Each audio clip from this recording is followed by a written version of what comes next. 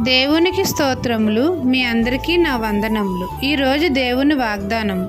సొమ్మసిల్లిన వారికి బలమిచ్చువాడు ఆయనే. యెషయా 40వ అధ్యాయము 29వ వచనము. మన ప్రభువును రక్షకుడైన యేసుక్రీస్తు సొమ్మసిల్లిన వారికి బలమిస్తానంటున్నారు. శక్తిహీనులకు బలావృద్ధి కలుగజేస్తానంటున్నారు. కాబట్టి మన ప్రభువైన యేసుక్రీస్తుని మన సొంత రక్షకుడిగా అంగీకరించాలి. ఆయన పవిత్రమైన రక్తంలో మన పాపాలను కడిగి వేసుకోవాలి. మన ప్రభువు మనకు పరిశుద్ధాత్మను అనుగ్రహిస్తాడు.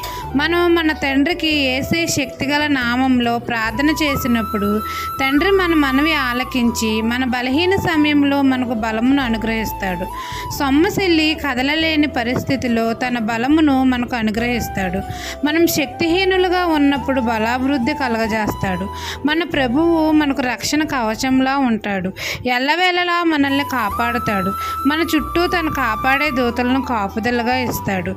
ఈ దిన వాగ్దానము నా జీవితంలో నెరవేరాలని కోరుకుంటూ దేవుని సువార్త పరిచర్యలో మీ సహోదరి. ఆమెన్.